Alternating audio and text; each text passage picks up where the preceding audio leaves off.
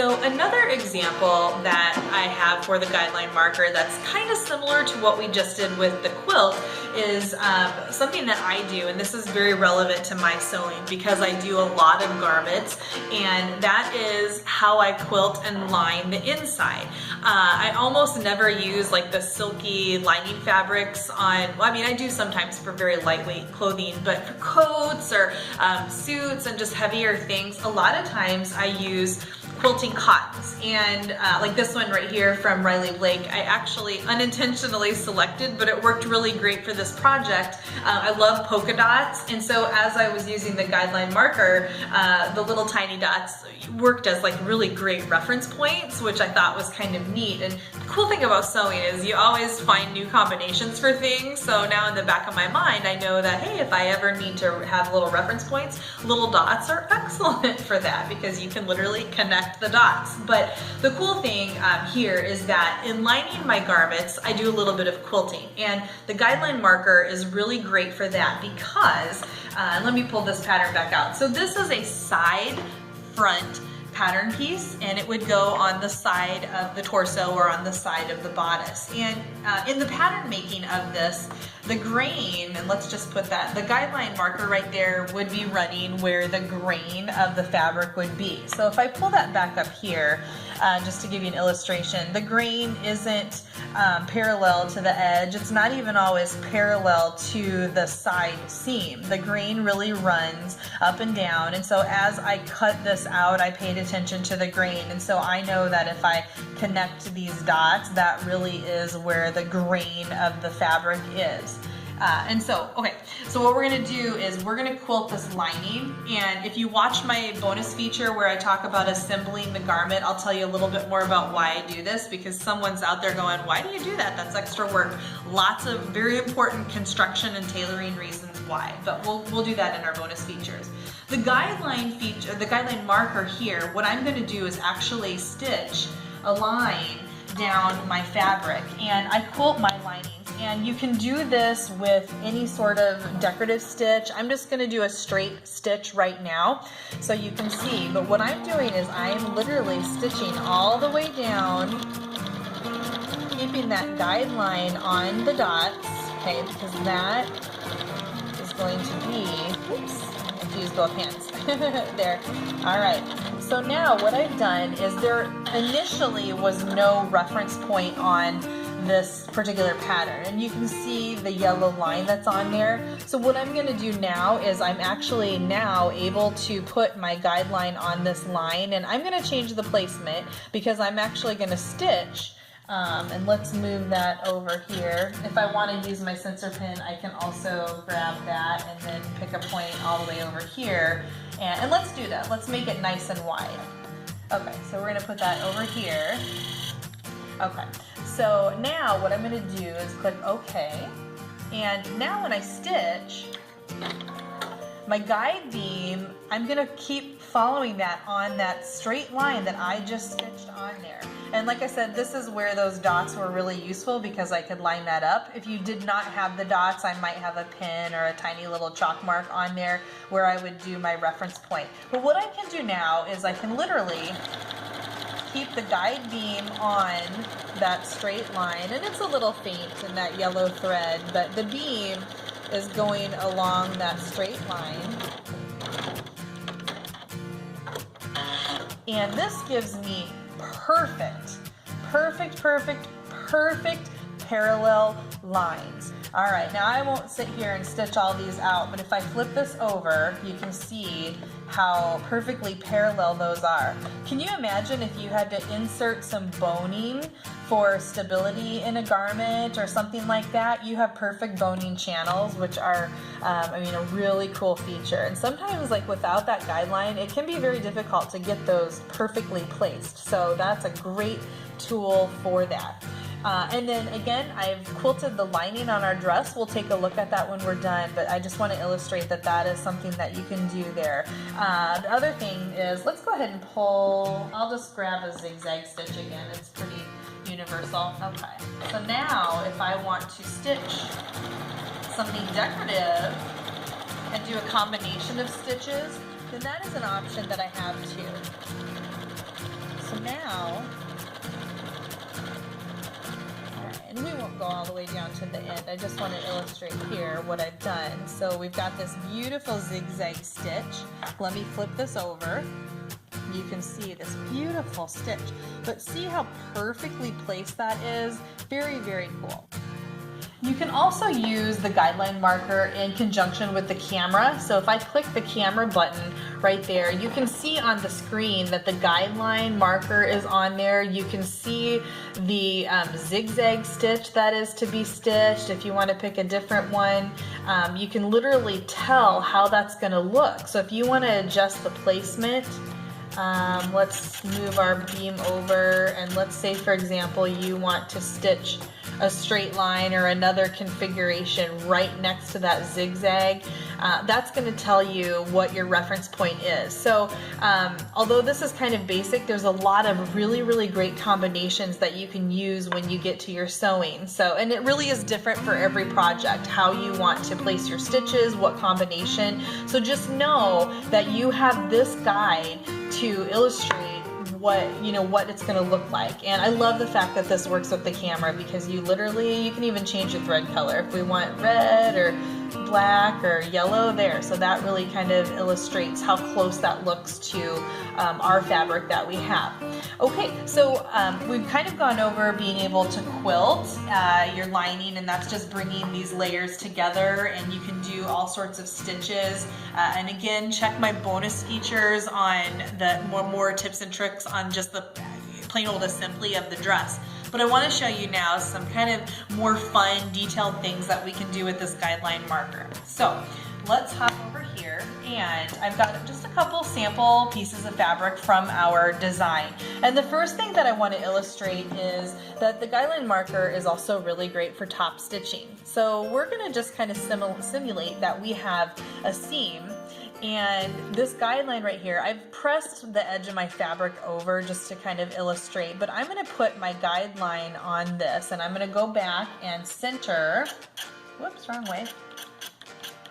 And again, if you need to check, you can pull your fabric out and line it up with those stitches there. But what I'm going to do is I'm going to have the guideline run on the fold of the fabric. Whoops. There we go. And I'm going to go back to a straight stitch instead of zigzag, because then it won't work. Okay, so now what I'm going to do is this would be similar to if I was sewing a pocket on, or a seam, or whatever type of garment application. So what we're going to do is we are going to line that up, and I'm basically sewing the two pieces of fabric together.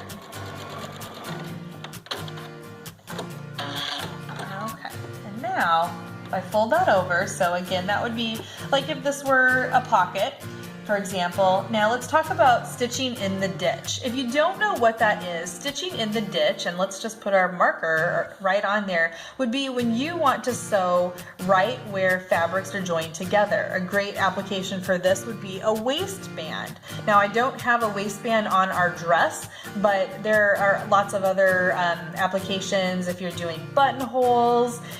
When we learn to do tailoring on suits, if you're shortening sleeves, a lot of times when you turn the sleeve under, you're going to stitch in the ditch where the seam is on the sleeve, and it really is meant to hide the stitches but reinforce what you're doing. Okay, so I'm ready to do my stitching in the ditch, and I've moved the laser beam here so that it lines up with where I'm stitching, and so it's going to disappear here for a second because you see where it's at on the yellow. So it's not quite on the yellow, not quite on the blue, it's right where the fabrics are joined together. I'm going to put my needle down, and now when I sew these together, and as I keep that nice and straight,